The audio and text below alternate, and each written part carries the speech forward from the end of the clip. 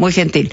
Vamos de inmediato a otro tema, que es lo que habíamos inicialmente comentado, esta nueva fotografía electoral, que es una encuesta de Datum, y estamos precisamente con la CEO de Datum Internacional, Urpi Torrado, a quien le damos la bienvenida.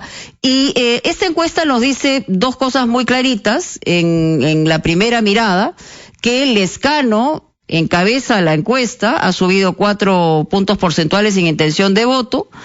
Rafael Aliaga, también ha subido 4 puntos porcentuales en intención de voto. Sin embargo, hay un pelotón, digamos, de un eventual intención de voto del 7% que están entre Forsyth, Aliaga y Keiko.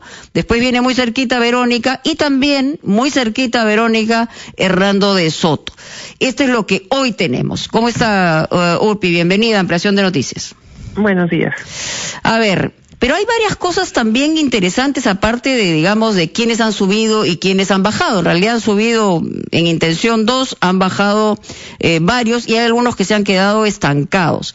Pero lo que queda también claro en esta encuesta es que ya en marzo ha subido de 18 a 25% este grupo de quienes han decidido por quién van a votar el 11 de abril. O sea, esto se veía como, digamos, hace una semana no era así, o hace 2 semanas no era así, entonces ya la gente está decidiendo, ¿por la premura del tiempo o porque ya la oferta está más clara?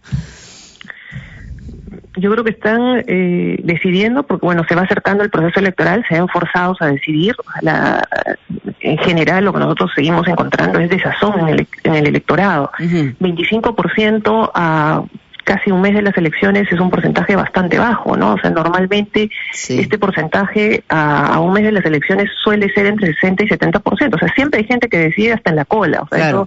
Normalmente era un 20%, pero ahora estamos hablando de un porcentaje mayor, probablemente, que decide en la cola. Es claro, o sea, estamos viendo un porcentaje mayor que va a decidir en el último momento. O sea, este panorama va a seguir cambiando. Y o sea, además va de la mano con el interés en el proceso electoral, ¿no? Que nosotros estamos viendo que más bien incluso hasta ha caído el interés en el proceso electoral. Solamente 25% está muy interesado, 34% está algo interesado, y hay un 40%, o sea, es un porcentaje muy considerable que no está nada interesado. Y no está nada interesado no solo porque la oferta electoral no le gusta, o sea, no le gustan los candidatos, no siente coincidencias con ninguno, pero además está muy preocupado por la pandemia, por la reactivación de la economía. Las prioridades del ciudadano en este momento son otras. Señora Torrado, una cosa que llama la atención de la encuesta que ustedes publican hoy en Gestión es que, si bien Johnny Lezcano sube como candidato presidencial, las intenciones de voto a su bancada bajan. Han bajado del 15% al 12%, y 3 puntos en un mes, en un sentido contrario al suyo propio. Esto evidencia un divorcio entre la percepción que hay de él y la de los candidatos congresales. Por otra parte, también baja el Partido Morado, aunque sigue siendo segundo en intenciones de voto congresales, pero sube Somos Perú, y ahí habría que quizás pensar en el rol que juega el expresidente Vizcarra, y se mantiene estable Fuerza Popular, sube FREPAP. Sí, efectivamente, además creo que son situaciones distintas entre los partidos que has mencionado en este momento, porque, digamos, en el caso concreto de Somos Perú hay una figura muy fuerte que es Vizcarra, digamos, como candidato. A pesar de que ha ido perdiendo apoyo, sigue siendo una figura fuerte y un candidato que va a tener una... O sea, es lo más reconocible de Somos Perú en términos amplios, eso es lo que han comprobado.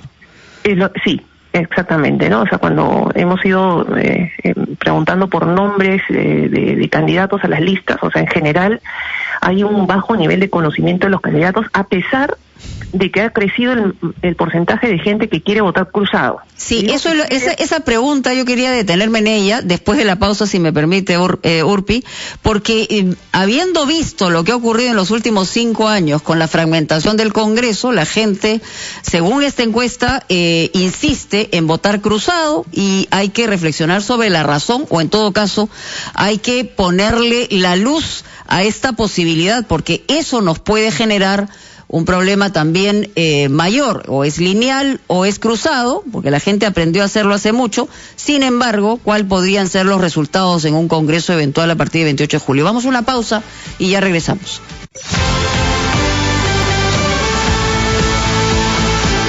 Estamos con la presidenta ejecutiva de Datum Internacional, la CEO Urpi Torrado. Está en Ampliación de Noticias. Había quedado una reflexión pendiente antes de la pausa sobre los peruanos hace mucho que estamos haciendo votos cruzados. Sin embargo, la experiencia del último quinquenio podría señalar o apuntar a que efectivamente ese ha sido uno de los problemas fundamentales en el fraccionamiento del Congreso de la República. ¿Por qué esta intención? Es decir, ¿porque reconocen por un lado una inscripción electoral más que otra y por otro lado hablan de si me gusta o no me gusta este candidato? ¿O cuál es el tema, digamos, que prima en esta decisión, por lo menos hasta ahora, en lo que se ve en la fotografía electoral? Bueno, la campaña propiamente está centrada en personas, o sea, esto no es en general nosotros vemos una campaña política que no está basada en propuestas partidarias, sino en personas, ¿no? O sea, si tú ves los paneles que hay en las calles de los candidatos al Congreso, lo que hacen es vender a la persona. Sí. Y eso se traduce también en la votación, o sea, el elector termina eligiendo a quién quiero de presidente y a quién quiero en el Congreso, eligiendo personas y no agrupaciones políticas, ¿no? Entonces, hay y digo intención porque si bien más de la mitad del país quiere votar cruzado, lo que vemos históricamente es que al momento de cruzar el voto incluso terminan viciando. O sea, si vemos lo que pasó en el 2016, a nivel presidencial hubo 6% de votos nulos, pero en la elección congresal hubo 22% de votos nulos. O sea, los votos nulos casi cuadruplicaron prácticamente. ¿Por qué? Porque en esa intención de marcar por partidos diferentes o por una persona en particular, el no manejo correcto de la cédula termina viciando el voto, ¿no? Entonces, históricamente la elección presidencial anterior... Claro, pero la gente, digamos, al marcar por el Congreso, identifica más el símbolo que la representación individual. En el caso del Partido Morado se ve claramente.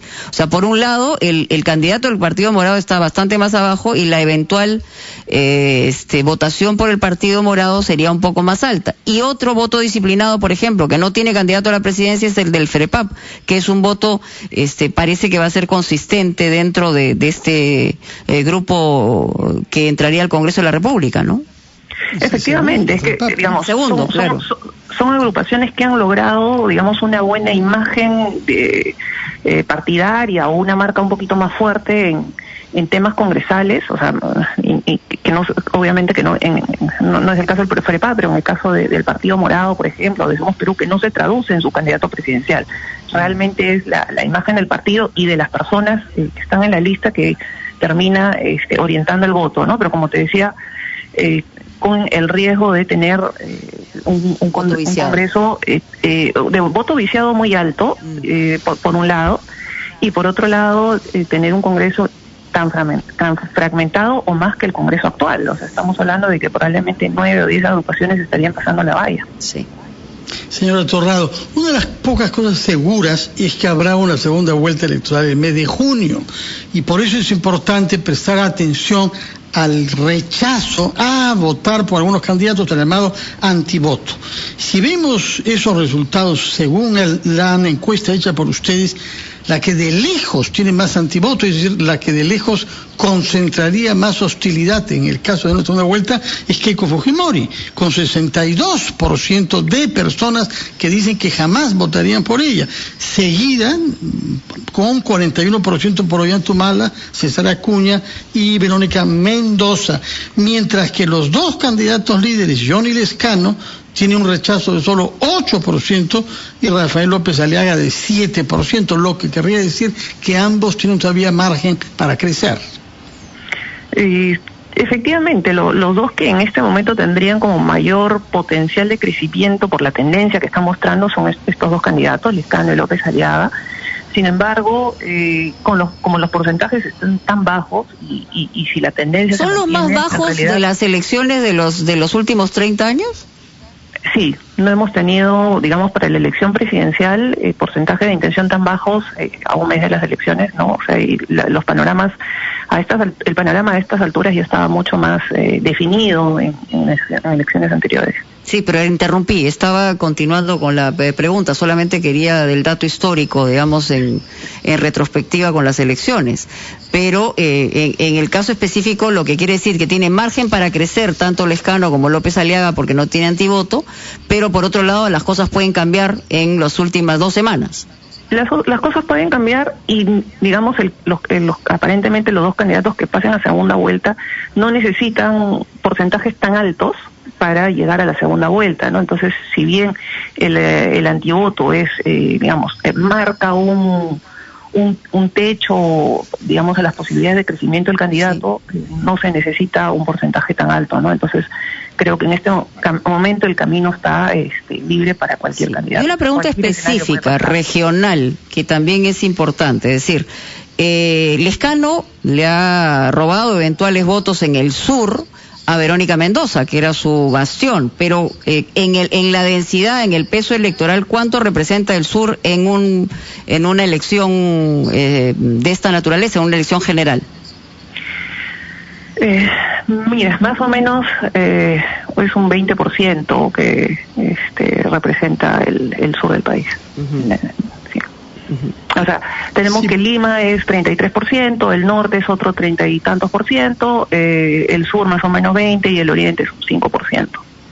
Claro. El oriente tiene Por otra parte, hay datos también respecto de la voluntad de ir a votar y ha subido notablemente el número de los peruanos de 71 a 78% que está decidido a ir a votar pese al COVID. Hay un mayor compromiso en ese sentido con el acto de ir al colegio electoral. Sí, hay un compromiso de ir y hay también, digamos, la responsabilidad cívica por un lado, la preocupación por la multa por el otro. Este 19% que no piensa ir a votar, si lo comparamos con el año 2016, el ausentismo fue 18%. Entonces, prácticamente veríamos, por lo menos al día de hoy, que la gente se siente, digamos, respecto a la pandemia, mucho más tranquila y dispuesta a ir a votar, ¿no? O sea, digamos, arriesgarse. Y las zonas de mayor intención son Lima, Callao y el sur del país, que son, digamos, las más activas en ese sentido políticamente. Así es, son las regiones que en este momento están más informadas, con candidatos que están despertando más pasiones que en otras regiones. Por otra parte, sí, señora Torrado, hay una cosa que me ha sorprendido, que es la sensación de ganador, porque primero ahí también con un amplio 20% es Johnny Lescano, es decir, mucha gente que no piensa votar por él cree que va a ganar, pero número 2 queda Forsyth con 14%, es decir, el doble más que Rafael López Aliaga. Hay un divorcio grande entre lo que uno desea y lo que uno cree que va a suceder. Ahora, no nos olvidemos que Forsyth venía liderando la intención de voto durante varios meses, ¿no? Entonces esto puede ser dos cosas, o el rezago de esta imagen tan fuerte de un candidato que, digamos, esta es la primera vez que aparece con un porcentaje tan bajo, ¿no? O sea, pero claro, ha habido una caída sostenida, entonces queda eso por un lado. Y por otro lado, sí, como dices, podría haber un porcentaje de gente que, aunque no vota por él, de todas maneras le gustaría verlo en segunda vuelta. Y sobre Forsyth, justo específicamente, solamente para terminar, él sostiene que el hecho de que el jurado electoral lo haya 2 veces puesto en puntos suspensivos y bueno, después ha sido ratificado, ha continuado en carrera, es lo que le ha quitado puntos. Sin embargo, puede la percepción, digamos, al hacer una encuesta, ser otra. ¿Cuál es la percepción de la caída de Forsyth? ¿Por qué? Puede ser que la situación de Forsyth frente al jurado le haya hecho perder algunos votos, pero la tendencia a la caída venía desde antes, ¿no? Entonces ya había, no podemos medir en qué medida claro, la situación con el jurado ha incrementado la caída, el porcentaje de caída, pero la tendencia ya era clara desde prácticamente desde enero. Muy bien. Le agradecemos mucho a Urpi Torrado el estar con nosotros aquí en Ampliación de Noticias. Siempre es interesante y ahora cada semana va a haber probablemente una fotografía del momento electoral y lo que nos queda clarísimo es, la gente quiere ir a votar, no ha decidido todavía en porcentaje importante por quién va a votar, todavía hay un margen de manejo, pero por otro lado hay muy poca gente que respalda distintas candidaturas y eso es algo que no se había visto en otras oportunidades electorales. Vamos a una pausa, ya regresamos.